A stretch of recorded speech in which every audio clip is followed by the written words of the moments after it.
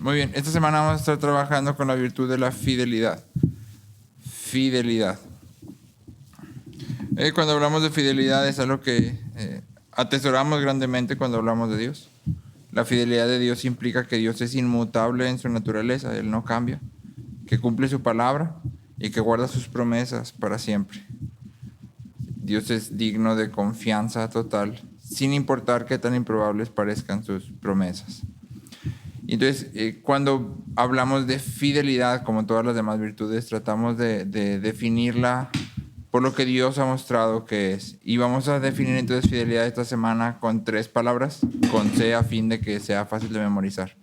Constancia, congruencia y confiabilidad. Constancia, congruencia y confiabilidad. Es una persona que es fiel, es constante en sus afectos. Es constante en sus afectos. Cuando hablamos de afectos, estamos hablando de aquello que desea en su corazón, ¿sí? Esto significa que sus emociones también van a ser constantes, no fluctuantes, y no lo dominan, porque lo que quiere no está dictado por sus emociones. Entonces, una persona fiel es constante en sus afectos, es congruente en sus palabras, lo que significa que lo que dice concuerda con sus pensamientos, con sus sentimientos y con sus acciones.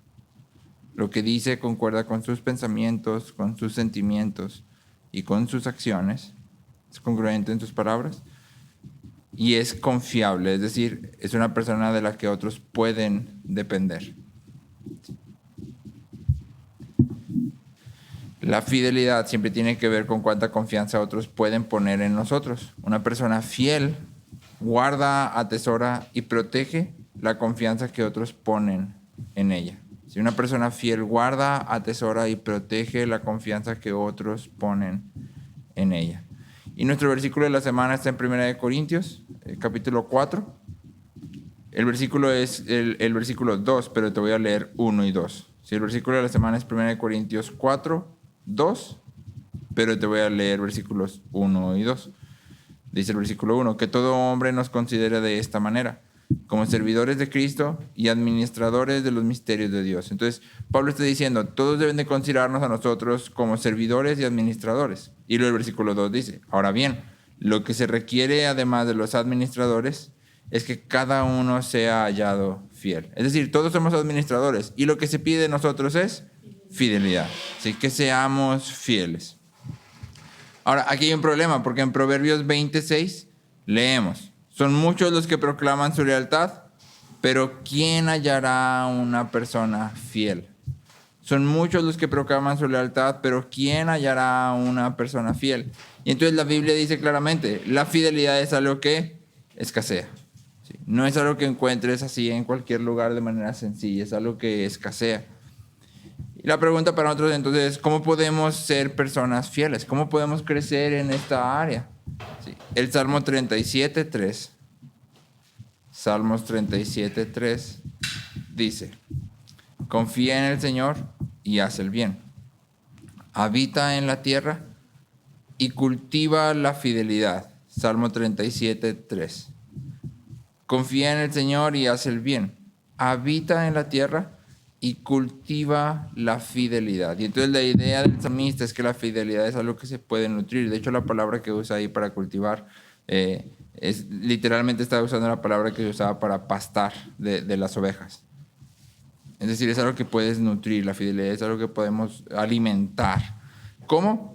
De la misma manera que nutrimos y fortalecemos nuestro cuerpo, con alimentación y ejercicio constantes.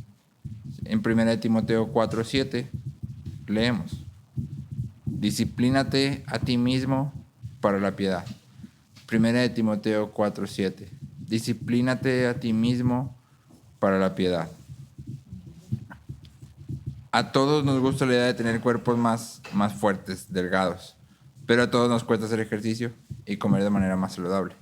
A todos nos gusta la idea de mejorar nuestras habilidades, pero a todos nos cuesta seguir practicando y estudiando. A todos nos gusta la idea de desarrollar nuevos hábitos saludables y productivos, pero a todos nos cuesta realizarlos de manera constante hasta que se conviertan en parte de nuestra vida. Del mismo modo, a todos nos gusta la idea de ser más fieles con nuestros talentos, y más dignos de confianza para aquellos a quienes estamos llamados a servir y con quienes servimos. Pero a todos nos cuesta disciplinarnos para la piedad.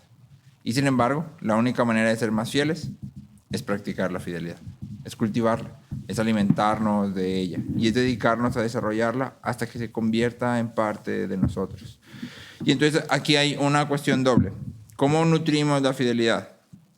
Contemplamos al Dios que es fiel hacia nosotros, ¿sí? Es decir, meditamos en su fidelidad manifestada hacia nosotros, en cómo Él se mantiene fiel, en cómo Él es, dijimos las 3 Cs, ¿te acuerdas? Constante, congruente y confiable.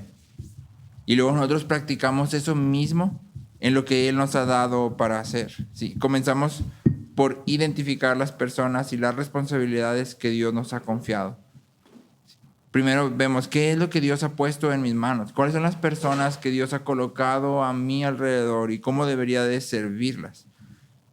Y luego hacemos lo que el salmista nos llama, confía en el Señor y hacer bien. Habita en la tierra y cultiva la fidelidad. Las personas que Dios ha puesto a tu alrededor y las responsabilidades que ha puesto en tu mano, esas son la tierra en la que debemos habitar.